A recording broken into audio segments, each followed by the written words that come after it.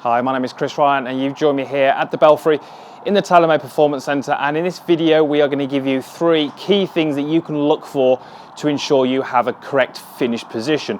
So the finish position for this video is where you end the golf swing. So just before we go through those 3 points, please make sure you follow me on my social media platforms. You've got Facebook, you've got Twitter and you've got Instagram, and hopefully the details of those should be in the corner of the screen anytime about now. So the finish positions, this is where you end up after you've hit your golf shot. Now, the first question here would be, well, why does that make a difference to actually where the ball goes? And in reality, it doesn't. So where we finish our golf swing doesn't really affect the ball because the ball is long gone by that point. The impact is really the only part of the golf swing that we're concerned about when we're determining the ball flight.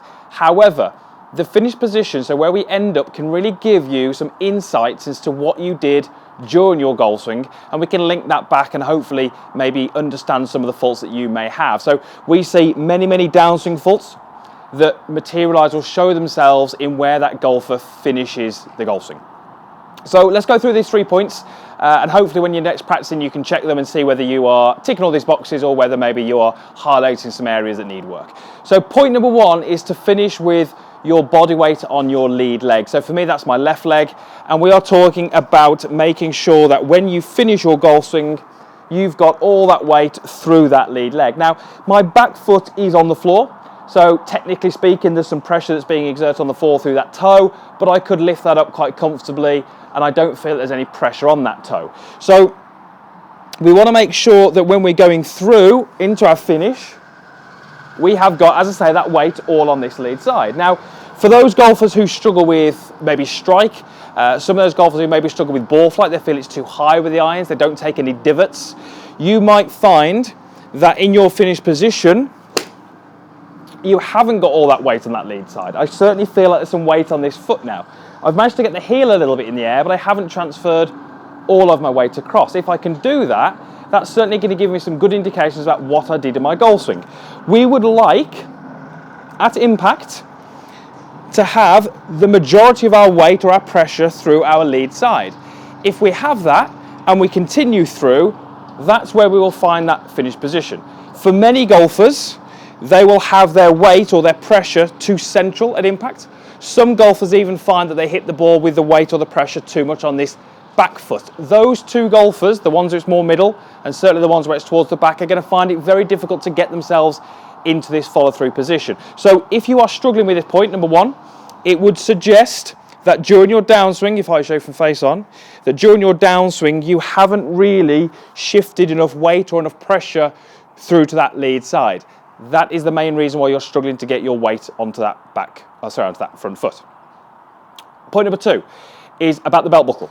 I want you to feel like when you finish this golf swing, the belt buckle is the furthest thing towards the target. So what do I mean by that? Well, let me just hit a shot and show you. I'll try and show you from a sort of face on so you can see.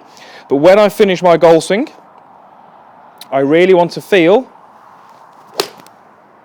like my belt buckle is pointing towards the target, but it's also the furthest thing forwards. What I mean by that is this belt buckle would also be pointing the target, but it is not the furthest thing forward. My chest or my head is closer to the target than my belt buckle. So we really want to make sure that firstly the belt buckle is facing the target, so that tells us we've rotated correctly, and secondly that it's also the furthest thing forward. What that tells us is that you have extended correctly through the pelvis area as you go into that finish position. Lots of golfers are rotating through, they're moving weight, but they are not extending up through their body. They're not getting taller as they hit the shot. These golfers are very often the ones who struggle with the club path, which is to the left, and those golfers are the ones who struggle with fades, slices and pulls, because if we don't extend correctly through the hip area and the pelvis through impact, we can often find that the club path gets changed as it approaches the golf ball, and that's going to certainly impact where that ball goes in terms of its direction. So point number 2 is to make sure that when you finish, you've got the weight on that lead side, which is point number 1. The belt buckle faces the target, but you feel like you're nice and tall and extended up through your body. That is going to give you some really good indications that your pelvis and your hips work correctly through the impact area.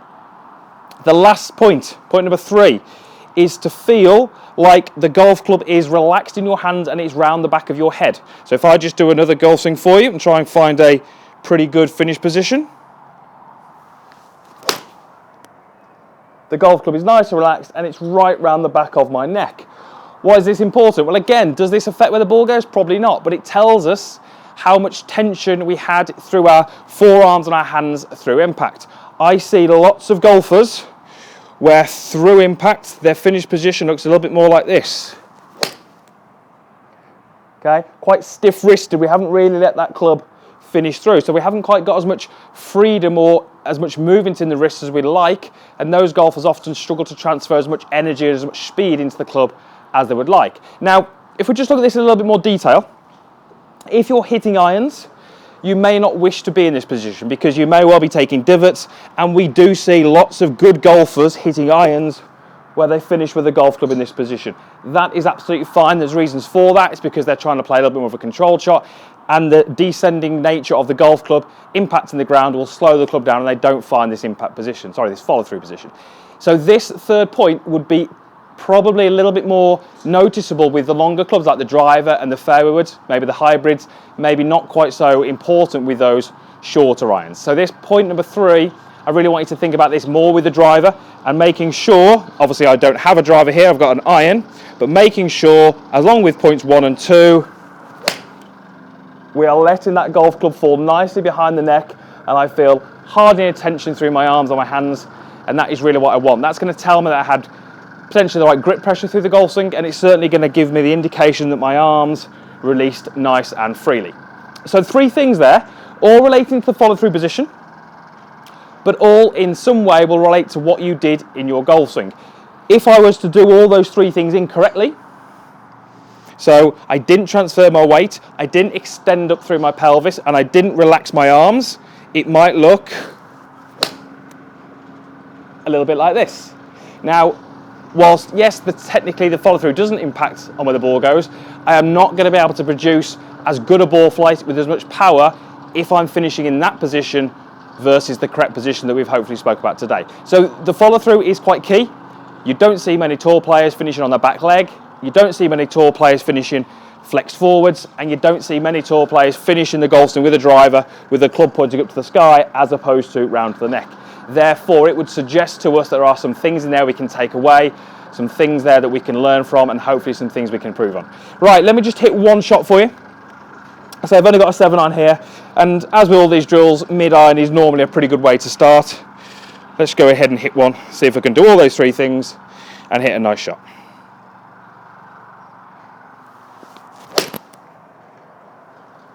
Yeah, pretty good.